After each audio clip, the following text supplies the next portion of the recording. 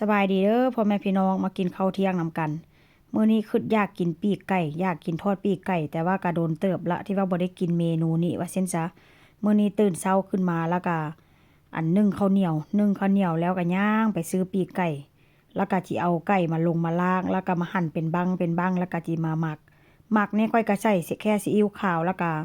ใส่คะนอร์ลงไปพี่น้องอันนี้เป็นคะนอร์จีนเด้อหลังจากนั้นค่อยก็จะใส่พริกไทย มื้อนี้ก็กินผู้เดียวพวกก็ไปเฮ็ดการเฮ็ดงานแล้วเรียบร้อยข้อยก็สินั่งกินผู้เดียวพี่น้องสิเฮ็ดกินแซ่บๆแล้วก็สิใส่น้ำตาล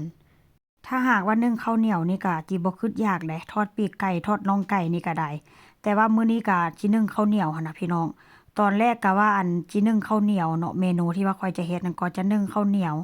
แล้วก็ประมาณว่าทอดไข่แล้วก็ตำบักแตงแต่คิดไปคิดมา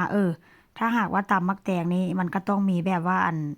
ทอดปีกไก่จังซี่นะแล้วอีกอย่างก็เมนูนี้ก็บ่ได้กินว่าซั่นซะตอนแรกก็ว่าจะทอดปลาพี่น้องเอาแน่ๆซะเนาะเยินไปเยินมาปลาก็ได้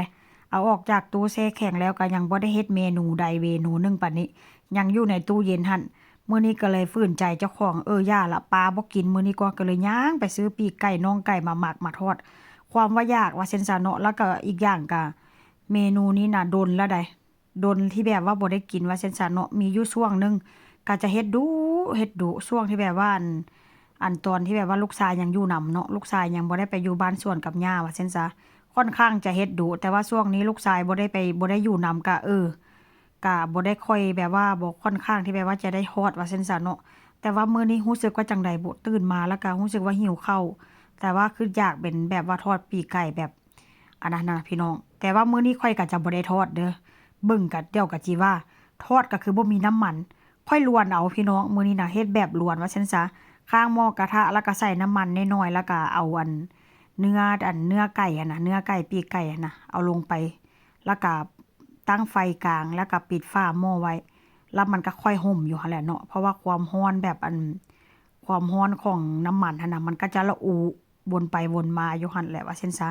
ก็ประมาณว่าลวนเอาเนาะแต่ถ้าหากว่าทอดก็จะใส่น้ำมันหลายกว่านี้แต่ว่ามันก็ค่อนข้างจะดีเด้อพี่น้อง เพราะว่าเราลวนน้ำมันกงน้ำมันไก่แล้วก็มันห่มอยู่หั่นแล้วก็เฮ็ดให้เนื้อไก่มันสุกไวว่าซั่นซะถ้าหากว่าทอดนี้ตอนแรกก็ว่าอยากกินแบบทอดหั่นล่ะคิดไปคิดมา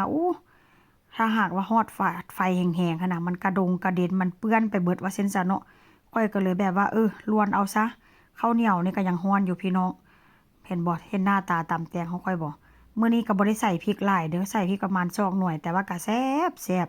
เฮ็ดยามใดแซ่บยามนั้นแต่ว่ามื้อนี้ก็กินผู้เดียวคือเก่าซ้ายเดียวเด้อพี่น้องมาเด้อมากินนำกันเด้อแซ่บคือเก่า